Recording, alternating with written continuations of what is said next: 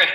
I don't want to waste your time. I know you guys probably got, other things you got to do today. So I guess, how is learning remote in a college setting? How are you guys doing? It's been different.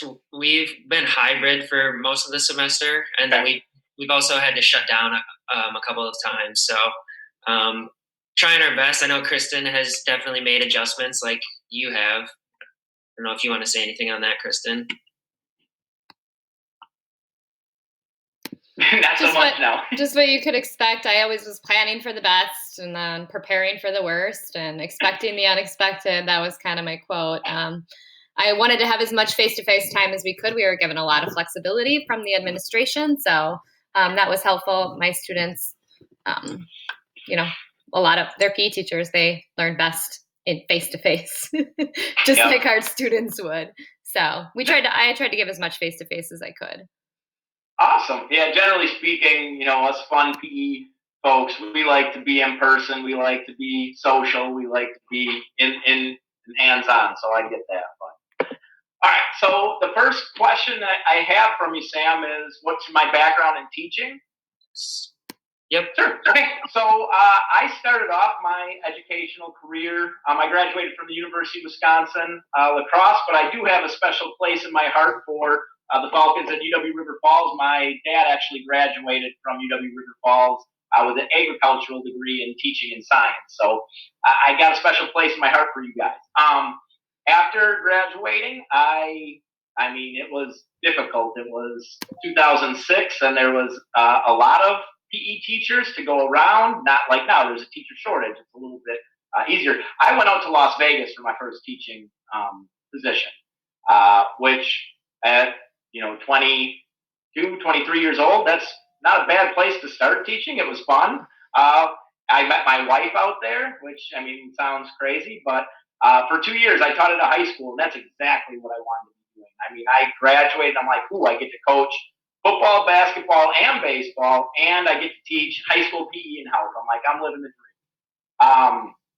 And then I got into it, and I realized high school kids don't always want to participate. Sometimes they just would rather not do anything physically active. So it was a little bit of a learning curve there. After 2 years in Las Vegas, I was offered a position in Illinois, and I always wanted to. I knew Vegas wasn't my forever home. It was getting my feet wet, and so I wanted to get back closer to family. So going to Illinois made sense, even though I'm a Packer fan. My wife is a Bears fan. I'm trying to raise my boys Packer fans, but we'll see. I don't know. They're around here someplace running around. My other son, I should say. So after Las Vegas, I got a job at a middle school in Yorkville, Illinois. I taught there for 6 years, and I absolutely loved it. I'm not sure what your clinical experiences have been, but I never saw myself as anything but a high school PE teacher. And junior high was actually my favorite I ever taught. They're old enough where you can do a lot of fun activities. We had like an archery unit. We had all sorts of really cool things we would do with them. But they're young enough still where they want to please their teachers still. They will participate. You just got to have the right mindset there. And then after teaching in Yorkville, I got my administrative degree, and a position opened up in Joliet, Illinois, where I am currently the program coordinator, which oversees the physical education, health, and athletics program for my school district. Now, Illinois is one of the interesting states where they have multiple different ways to set up a school district. You can be an elementary district where you are kindergarten or pre-K through 8th grade. You can be a high school only district, which is just 9th through senior year. And then you have unit districts, which are pre-K through 12. So it's a little bit different. So I only interact with pre-K through 8th grade students and teachers in those programs.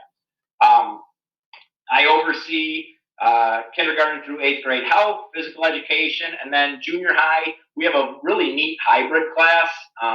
It's called PE Health Lab, and it focuses on setting their goals for health and wellness, and it's kind of a lab class where we learn about things in a classroom setting, and then we practice it in the gym. So that's kind of a fun piece.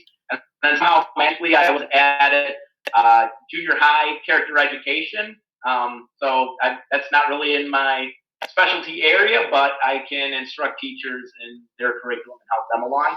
And then I oversee all of the after-school programming. We have partnerships with the YMCA, so we have a basketball club for the elementary kids, a swimming program, Kids in Nature, which is a partnership with our Illinois Extension Office. And that's awesome because you're probably not familiar with Joliet, but it's a fairly large city in Illinois, and a lot of our students are apartment kids, or they live in homes that they don't have a lot of nature experience, I should say. So this partnership really allows them to get out in nature, hike, go fishing, experience our parks. It's a really cool program. And then we have Girls on the Run. We have just a ton of different after-school programs. And then I oversee our junior high athletics. I have 4 athletic directors I'm in charge of. And they help with the day-to-day, but big picture stuff, scheduling, purchasing uniforms, all of that stuff, transportation kind of falls on my shoulders. So that's a little bit about my background in teaching. And as I'm sure you know, I love hearing myself talk, so I'll go on and on and on. No, that's awesome. You sound very busy, having 4 athletic directors report to you and all those different programs you were talking about.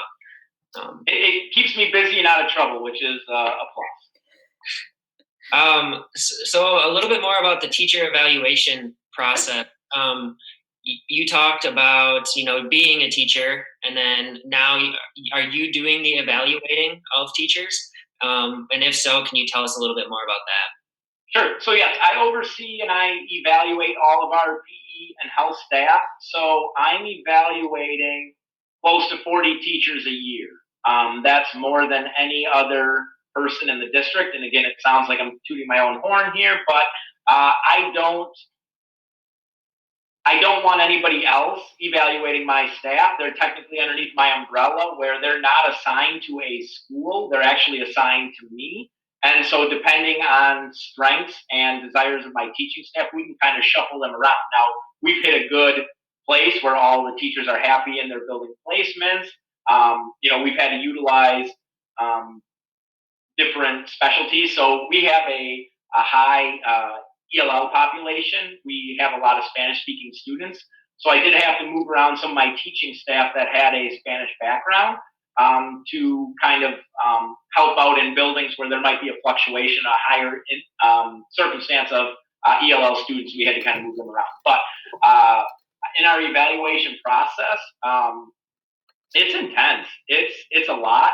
It's a partnership. When we created this, in Illinois, you have para joint committees, which you have an equal number of administrators and an equal number of teachers on a committee, and you collaborate to create the evaluation plan. There's bare minimum that the state requires, which is 2 informal observations and a formal observation each year for non-tenure. We do 2 formal observations and 4 informal observations, so that's 6. For each formal observation, I have to have a pre-observation meeting where the teacher walks me through what the lesson's going to look like. We also have an online tool which they kind of have to type in the information ahead of time, and that information gives me a heads up of what they're going to be instructing for the day. But I love to sit down beforehand. I can be like, hey, Sam, walk me through what the lesson's going to look like for the formal observation. And they'll walk me through, and then I'll ask, are there specific things you want me to look for? I view the evaluation process as a way I can help my staff.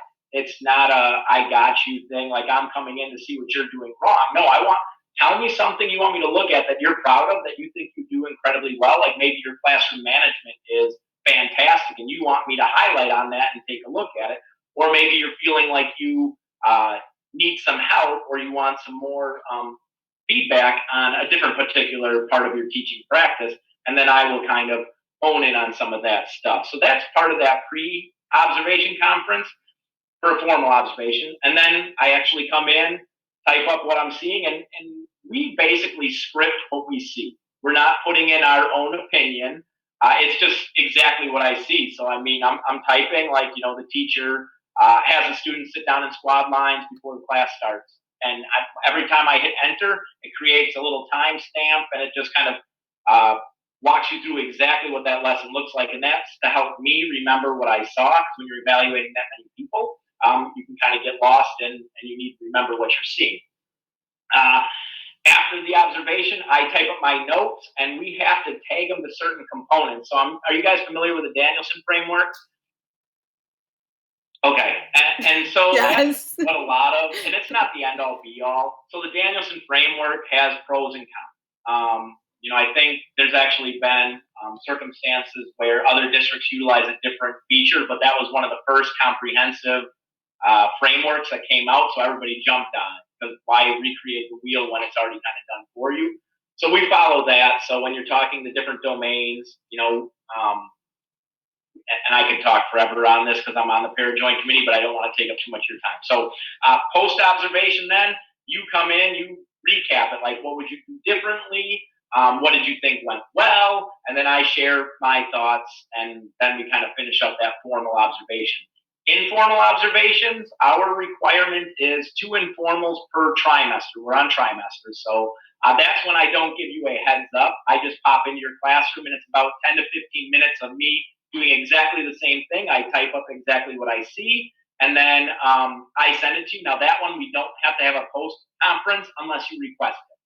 So the informals kind of give me a snapshot into what your day-to-day looks like, because and you're silly if you don't do this. If you get a formal observation, you know the person's coming in, of course you're going to make that lesson look spectacular. You're going to warn your students ahead of time, like, hey, I'm bringing candy, and if everybody behaves when Mr. Sischo comes in to evaluate. Okay, so, of course you're going to try that stuff. So the informals kind of give me a little bit more of a snapshot. Now, I have a great relationship with my teaching staff, and I get it. Usually I know in my schedule where I have breaks, so like, I know I can get out to the different buildings. So we have 21 different buildings, and I have to drive to the different buildings to do my observations. Well, after I do 2 observations of the informals, the text chain's already gone out like, hey, be on the lookout. Sischo's on his way. Make sure you got everything going. And I know that. They told me that, so I try to get sneaky and adjust it. But again, I'm not looking to do an I gotcha. I'm looking to get a snapshot, what it looks like. How can I help you be successful? What do you need from me? So that's the non-tenured, 2 formal, 4 informal. On top of that, you also have your student growth piece for non-tenured, and our non-tenureds go 4 years before they're considered tenured teachers. And I'll send you guys my PowerPoint. I'll email it to Sam, and he can pass it along to you so you can see it a little bit better. Just talking, it's a little difficult to share with you. So tenured teachers are on a 2-year cycle. We have the first year is professional practice. That's me coming into the gym, observing you teaching. The second year is the student growth year, and that is where we have our pre and our post assessment on a selected unit of study that you've picked. And so then we take that data from pre and then see how much those students grow in that unit of study after you've taught them for that post. And so that gets added in. So then we combine the 2 years to give you an overall rating of unsatisfactory, needs improvement, proficient, or excellent based on a rubric. It takes because anytime in life you're going to have people you naturally gravitate towards. Not that I like one person over the other, but just your personal connections you make could influence a person's evaluation. So we've eliminated that completely. It is auto-calculated. You kind of click in where they fall, and it spits out a rating after the student growth piece and the professional practice piece. So that's kind of a nice piece from a admin perspective. So I think that covered kind of what the teacher evaluation looks like. I'm trying to figure it out. So do I give the teachers a heads up as when I'll be evaluating them? Yes, on the formal, because we have to schedule a time. And sometimes for informals, like now, remote, they have to let me in the Zoom meeting. They can just leave me sitting in the waiting room forever, like, oh man, I'm not ready for this. Oh, I didn't see you in the waiting room. Oh, too bad. You'll have to come a different day. So it's a little different now. I try to give them a heads up on some of that. But again, it's not an I gotcha for me. It's how can I help you? So that's kind of what yeah, all right. Anything that you need clarity on that I kind of rambled on there? No, I liked how you were talking about how in the pre-evaluation meeting you have them highlight some strengths. So I feel like a lot of times as new teachers you're worried about your weaknesses and not necessarily as focused on your strengths. So that was interesting that you said that. Yeah, and when you guys get in the field, and your new teachers coming in, don't be surprised on those first evaluations where it might not look so good, and that's okay. You're still growing. I mean, if I come into a first year teacher's classroom and their classroom management is perfect, like that's rare because it takes a little while for you guys to figure out what works for you, what works for your students, and that's your classroom management strategy. It'll evolve over time as you get stronger and more comfortable. Plus, classroom management can change from building to building. There might be building expectations, like we are a district that has Champs, which is just an overall building management tool that the students have these expectations, and it's the same from classroom to classroom. But that might be different from if you my teaching management strategy in Las Vegas completely different from where at Yorkville. Just a different student population, different ages. It's going to change. So yes, I try to say, give me something you are proud of and you're strong on, so we can have that in the evaluation, and then I'll help you bring up some of those weak areas. I look at my role as not I'm going to tear you down and make you not like teaching. My job is to help you improve. I'm going to help give you the tools for you to be successful. Which I did we had a late retirement. A PE teacher retired 2 days before the school year. They did not want to go through remote teaching again for a whole school year. And I was like, awesome, that would have been great information over the summer. But we had to hire somebody quickly on, and we occasionally have openings, and I'm a fantastic boss to work for. So don't take Joliet, Illinois, out of your areas to apply. I always love bringing in some more. I told you he was going to recruit you. It's at the bottom. It's on my PowerPoint. Don't worry. All right. So let's see. So I talked about the specific criteria, the rubric. That's the Danielson framework we have.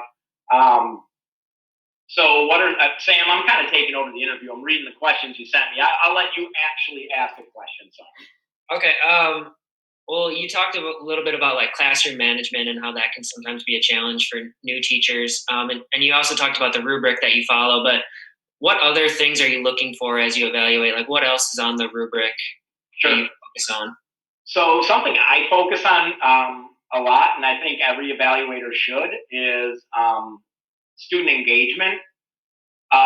Doesn't matter what subject area you're teaching. If you aren't engaging your students in learning, they're going to lose interest right away. So are you creating lessons that the students enjoy? Are you creating lessons where they are learning the objectives you're putting out there? That's the main thing. You can have perfect classroom management, but if you're not able to get the students to learn the objectives or the learning outcomes you put forward, it's a wasted opportunity for those students in their class. That makes sense. And I guess could you talk a little bit more about your follow-up procedures? So when you're meeting with the teacher afterwards, how does that typically go? What do the teachers have to do as a follow-up? Sure, nope, makes sense. Okay, so that post-observation conference is kind of what you're talking about. The teacher has to write a reflection statement first. So we have different timelines too. So after the formal observation, I have 5 days to submit my evidence to the teacher. They have 5 days to review it and write their reflection statement, and then we meet for the post-conference. So there's a lot of guidelines and time that you have. But in that reflection statement, I can learn a lot from that. If you're like, man, I was really disappointed. I had an exit slip at the end of the class that I really was hoping to give, because I maybe noted on my evaluation, like, there was no assessment of learning. How did you know the students learn what you intended them to learn? And they're like, I had an exit slip plan.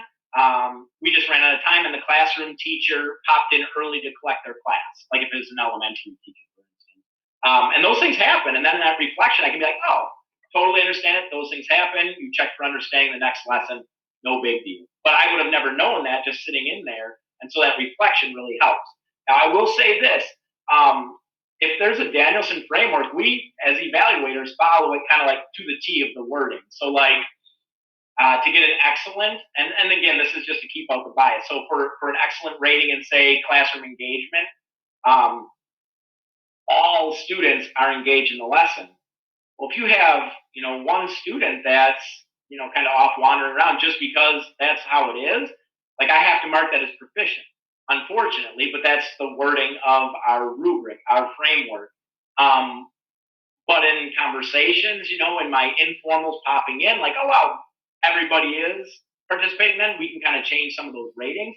And don't be afraid in your evaluation meetings to bring your own evidence. Like teachers have to create it's a portfolio of evidence, and they submit it for the other components maybe I can't see in the lesson. So you have to create like a lesson plan that completes components in planning and preparation, which is domain, 1 for the Danielson framework. But if a really good lesson plan can kind of cover a bunch of those different components, we can rate that based on it. But I've had a circumstance where I sit down with a teacher, I'm like, look, it needs improvement for this, this, and this. And they're like, oh, well, now that I recognize that you're saying that, here's evidence that shows I'm not a needs improvement, it's proficient. I take a look at it, I'm like, yeah, that's good work. Awesome. Like, now that I know that you're also doing that, boom, we can bump that up. So it can be intimidating, especially those first couple observations you're going to have. I mean, you want to be friendly with your evaluator, but you also don't want to come across as too combative with that. But if you feel strong, like that's a bad rating, like no, I know I do a good job with that. Come prepared with evidence. I can't change anything unless you prove to me that it's actually that you actually deserve that other rating. So that would be my advice to you guys. If you just have evidence, document what you have. If you get rated down on your lesson plans, show them the binder of binder. I'm really aging myself. I'm sorry. Open up your Google Drive and show me all of the lesson plans you create. Binder. Wow, I'm old. Kristen, we're old. Totally. I had file cabinets, manila files with all my, I still have them because I can't throw them away, but I know I'm never going to use them. I'm with you. My wife is so mad at me because in our basement right now, I have binders of each. Like I have a badminton binder, I have a fleeing and chasing games binder. I also have all my notebooks. I'm sure I still have my notebook from taking your dad's classes, and I have those in my notes. And I can't throw them away. I'm like, I paid a lot of money for these notebooks. I got to keep them something. But anyway, enough about binder talk. You guys have a much better technology. Joel, I think one of the things that pre-service teachers and when it comes to teacher evaluation get anxious about is what does the firing process look like? And how does the teacher evaluation influence the firing process or the non-tenure? Okay, so I have that. That's PowerPoint number 3 for evaluation. So it is different in Illinois. And again, Wisconsin, each state could be different on their rules with it, but generally speaking, it's pretty common to have different firing processes for non-tenured and tenured. So non-tenured staff, if you're a first-year teacher in my district and we don't think it's a good fit, we can let you go for no reason. After 1 year, we can just say, you know what, it wasn't a good fit. Thank you for your service for 1 year, but we'll see you later. After that first year, it gets a little bit tricky. Not tricky, but you got to have a little more evidence and a little more information to have that dismissal. But so non-tenured staff, if your rating is low enough, overall components. So if you fall under, when we calculate everything from the 4 domains, your student growth, if you fall in a needs improvement or unsatisfactory category, we can let you go. And that extends for 4 years. kind of that whole process out. Now, for tenured staff, if you have a poor evaluation, remember it's every 2 years. So if you're rated needs improvement or unsatisfactory, we have to put you on a remediation plan. We help, we work with you, we set you down and say, hey, here's where you're weakest at.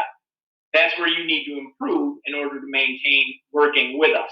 We'll assign you a veteran teacher that might be strong in those areas and try to give you the support you can. Now, I don't like the firing process. I'll be honest with you, because what that tells me is I did a bad job. I didn't do my job. If I bring you on as a non-tenured staff member and you fail, that reflects poorly on me. I didn't do my job. I didn't help you. I didn't set you up for success. So my personal feelings are that your administrator, and that's again another reason to come work in Joliet, because I'll take care of you. Having a guy that evaluates you that's PE savvy, of course, is a bonus. But you got to. I don't want to lose teachers. There's a shortage out there, number one, so you guys have that going for you. But it reflects poorly on me that I didn't support you. I didn't give you the knowledge base that you need to be successful. So that's the difference between tenured and non-tenured. Non-tenured, usually it's a lot easier to unfortunately let someone go. And sometimes there are bad fits. Like I've had to do that where we've had a conversation, we've had to sit down at the midpoint of the year. And it is, if you are surprised at the end of the year, like, wow, I thought things were going great, and they let you go, that's a failure on their part because they didn't give you a chance to improve. So based on those first observations, for a non-tenured staff member, whether they're first year or fourth year, you're going to know that you're in danger early on in the process from me. I'm going to say, look, here's these categories. We're not doing so good. We need to, bump up our work on that. And I'm here to support you and help you. Now, if you choose not to communicate with me and not take my advice, my resources, my trainings I'm providing, then, I will sleep okay at night. But if you're asking for help and I don't give it to you, failure on my part. So, but we will let you know you're struggling early on, and then you improve. Now, it would be rare for unless there's like something crazy happens, obviously, that we will let somebody go after that first year. I try to give them every opportunity. Now, if the classroom management is just not great and those students are seeing zero learning, and I've given you suggestions in that, then we're going to have to move in a different direction. And it's not a comfortable conversation. I've had to have them, and it's not fun. I prefer to keep my staff because then we can continue to build our program instead of building it. All right, let's get other people up to speed. All right, build on it. But yeah, that's kind of how that. Evaluations can sound scary, but if your administrator's not working with you, maybe it's not a good fit to start with. Maybe we need to see a different opportunity in a different school district if they're not going to give you the support you need.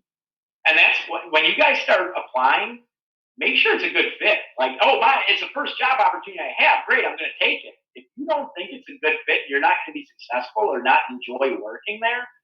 I mean, it's easy to say when you have a position and you're happy, but right now there's a teacher shortage. You might be able to be a little bit picky. So look at what the district offers you and what you can offer the district and make sure it's good.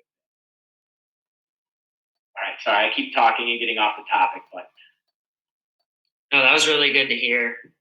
The next two things I have on the list are common mistakes and then advice. So I know you've already touched on those a little bit, but maybe if you just want to say a few more things about common mistakes that you see, especially in young teachers as you evaluate them.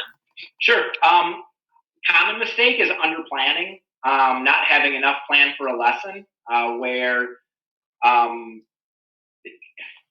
you start talking fast and you're going through things fast and you think it's enough material and it's not enough. And so then the students kind of can tell, especially junior high and high school kids, they know when you don't have enough plan. They're like, oh, okay, we're going to just talk to ourselves about the lesson, and it's not good because once the kids know that the lesson's kind of going off the rails, it snowballs. It's no good there.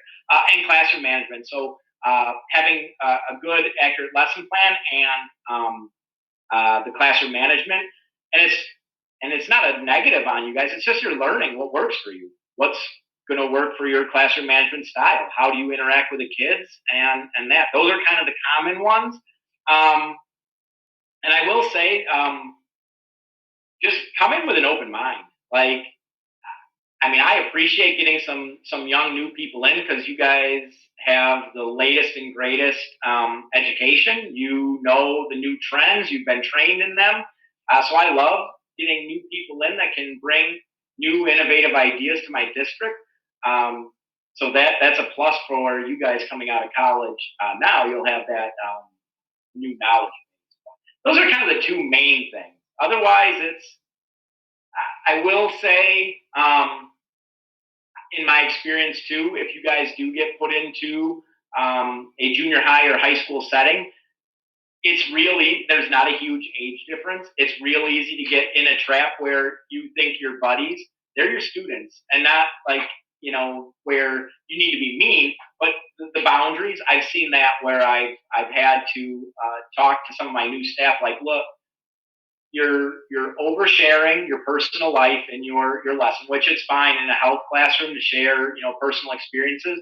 But I had a health teacher share a story that when he was in middle school, he stole something and was with a group of people and like was talking about how he stole. I'm like, instead of saying you did that, you could, even if it's the truth, you could say, I was in a tough situation. A group of people I was with, they got stolen, or a guy I know did this. Instead of sharing too much of personal information. So that is a piece I've had to have discussions with some of my teachers. Yeah, that's an interesting point. I feel like that's something that comes with time, is like creating the boundaries and figuring out what you should share and what you shouldn't. Yeah, and again, it depends on your personal preference too. It's just a matter of if the students see you as friend versus teacher. You want to be friendly, especially if you're coaching. You're going to have a different relationship with your athletes in your class versus some of the other students. But you got to treat all of those kids in the class the same, and just keeping those boundaries is important too. Sure, that makes sense. This is a little bit off of the evaluation path, but you help with the hiring process, right? Yep. So could you just maybe give us some advice, as in the next year or two, a lot of us are going to be going through that. So, maybe give us some advice as far as what you see or what you're looking for an ideal candidate. Sure. Okay. I actually work really closely with our human resource department. They actually tried to steal me from the curriculum department and bring me on there as a teacher recruitment and retention person. I'm fairly personable. They always send me to the career fairs, and I like talking to people. So instead of leaving PE, I couldn't do it. I couldn't leave PE and health behind. I have a really busy job, but it's a fun job. So I'm not going to leave that. But I do assist in the hiring process. So as a district, we determine a need. Usually it's class numbers. So we may need to add a position based on, just the need that way, or if we have a retirement, somebody leaves us. So we determine that. We post our applications to various websites. We just got a new, so like K-12 Job Spot is where our old system, Frontline, used to push all of our applications to. Our new one, can't remember off the top of my head where it sends those to, but it doesn't get as much traffic. So I paid to have our job postings still put on K-12 Job Spot. Otherwise, district websites are a good place to look and see for those job openings. When you apply, put some time, energy, and effort into what you're applying to. So look at that district website. Look at some of their strategic plans in the school board section of that website. So you can see their strategic plan. What are some of their goals? If you can weave that in, that just hits a lot of points. Like, wow, you're invested in me. Here's a common mistake, and please don't do this. And look, I have a form letter for my cover letter. Please change the school district you're applying to. Please make sure it's my name you're addressing it to. And again, look, sometimes you're up late at night, like you're student teaching, you're applying, and you're, glazed over because it's been a long day. Double check everything before you click submit. If you're applying to District 86, make sure it says District 86, not District, 204. Like, yeah, I know they have an opening too, but come on, like at least double check your stuff. Check your spelling and those. And now a lot of the websites will kind of check your spelling for you, but I always copy pasted the questions to a Word document, type in my responses. That way I can read it over, double check it. Then when I'm ready to hit submit, then I put it on the website on those questions to answer. But put some time and energy into it. I don't want to read 2 paragraphs for each one. I don't have.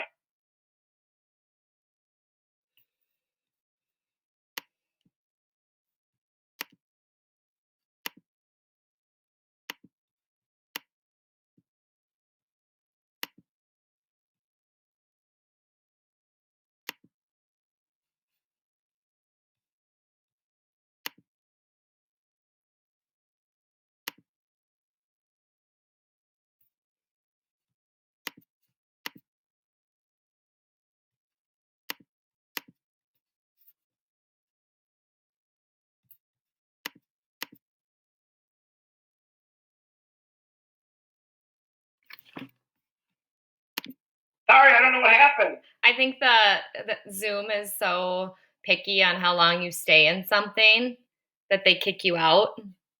Oh, look I got savvy students though. A lot of time left. Sorry about that, Joel.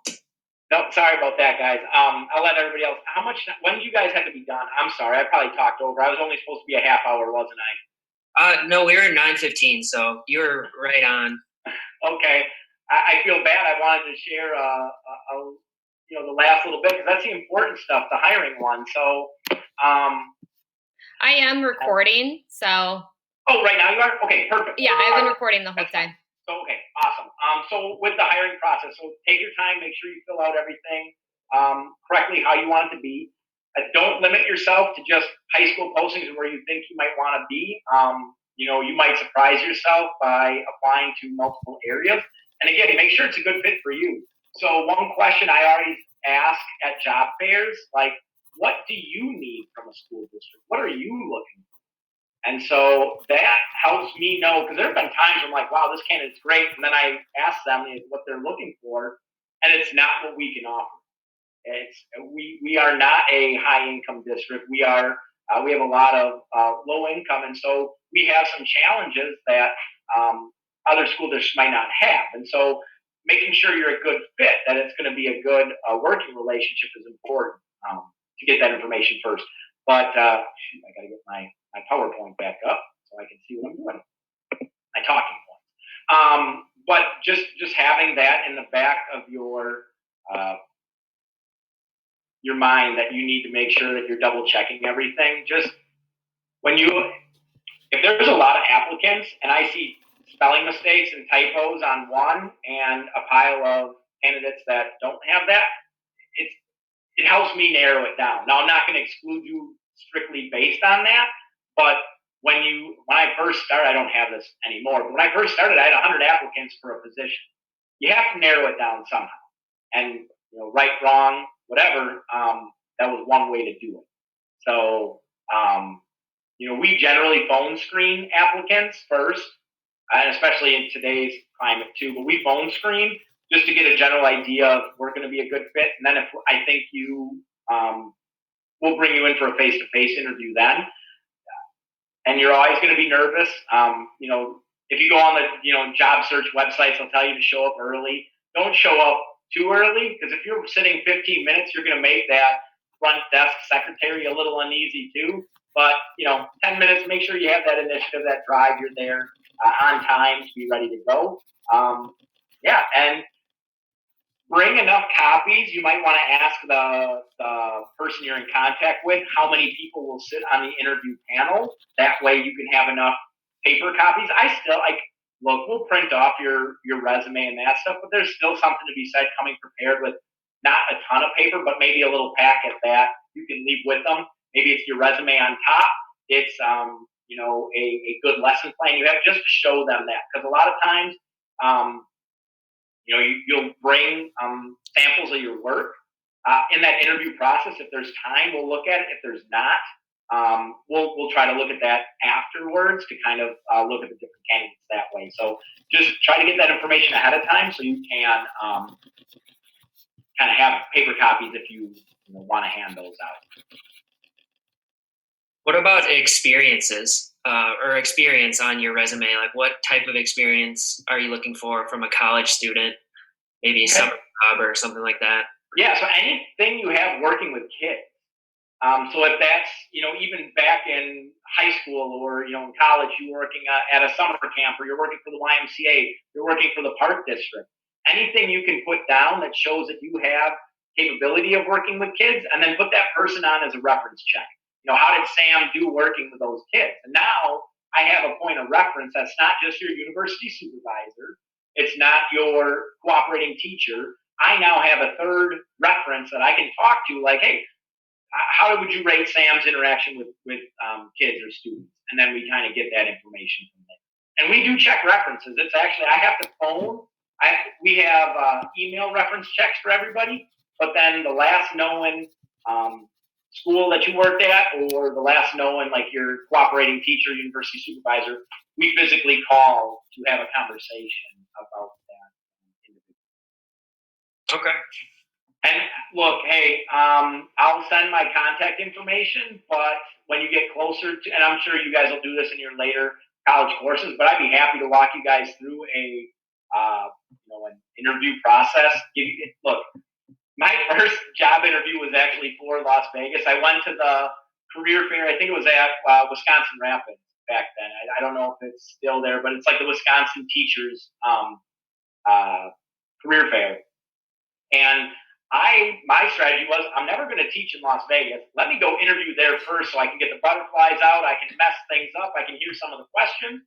And then I end up getting hired there.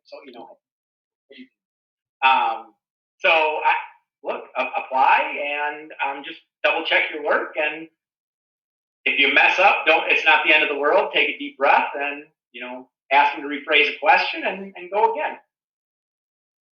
But, another thing. Have some questions ready to go at the end. There's nothing more uncomfortable than me saying, all right, I've asked a lot of questions to you. What questions do you have that I might be able to answer? Nothing. There's nothing really I need to know. There's always going to be something you want to know. Make sure it's education based on that. Ask, like, some of the questions you guys ask, like, walk me through what an evaluation might, look like, or, a question of, do you have any coaching opportunities? That shows your initiative, your drive to be involved in something other than just, I'm coming in, I'm clocking in, I'm teaching, and I'm clocking out. Use those questions to highlight some of your strengths. Like, so you're saying you have coaching opportunities? That's great. You know what? I've experienced coaching basketball, baseball, and with my PE background, I feel like I could pick up and learn to coach X, Y, Z. It just makes you a little bit more valuable. Sure. Well, those are all great pieces of advice. Thanks so much for meeting with us this morning, Joel. No, my pleasure. Sorry about all the technology issues.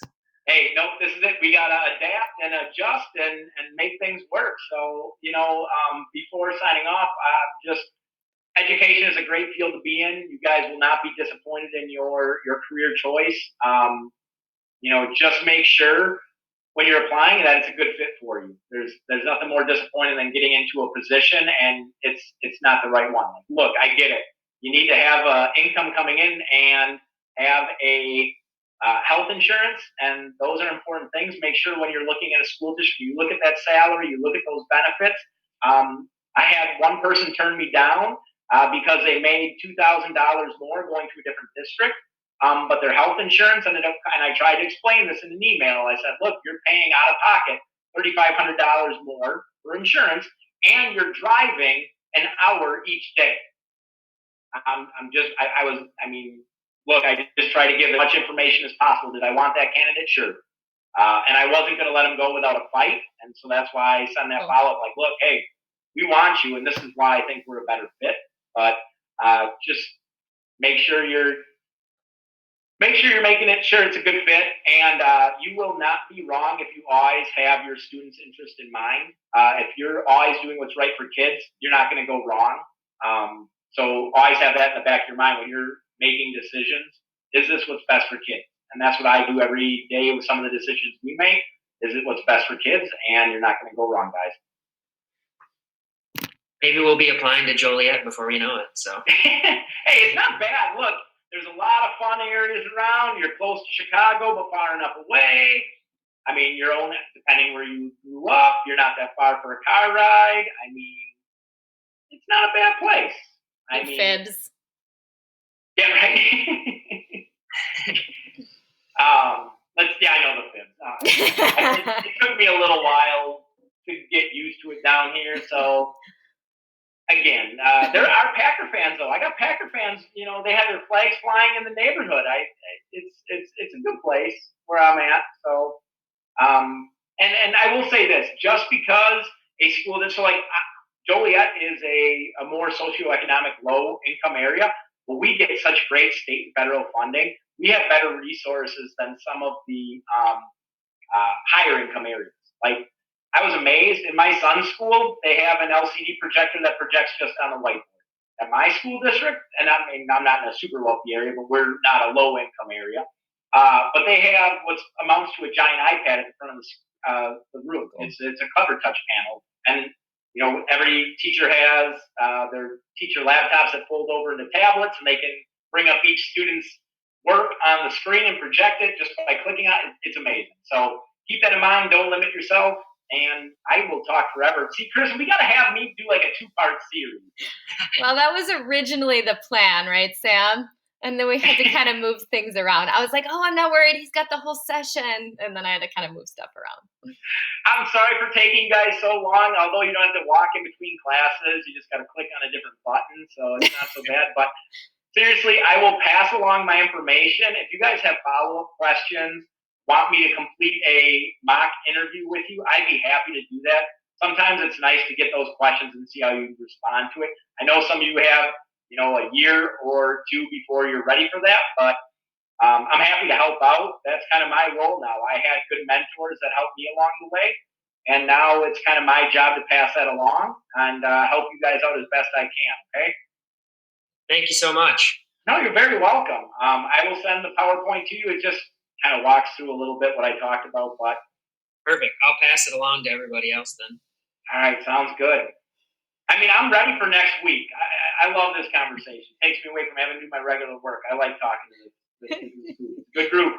I like your background too. I didn't mention that before, but that's my Zoom background. I wasn't sure if I created that one. So we have our wellness logo in the upper right-hand corner, and we have our district logo in the other one. So cool. Nice. Yeah, but otherwise, I'm just in our little home office.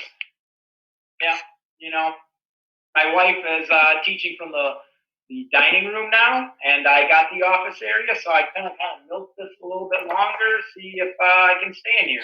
Yep, I'm on a Zoom call. Don't interrupt me. Yeah, everybody be quiet. I was going to say it's a Thursday morning. It wasn't that early, but... That was early. It was 8 a.m. Oh, that's early? Gotcha, yeah. Not with a 4 and a 6-year-old, it's not. It's 5:45, and we had to go find where the elf on the shelf is located. Oh, I hate that thing. I hate that thing. Yeah, don't do that. We didn't do it. That was Grandma that bought that. All right.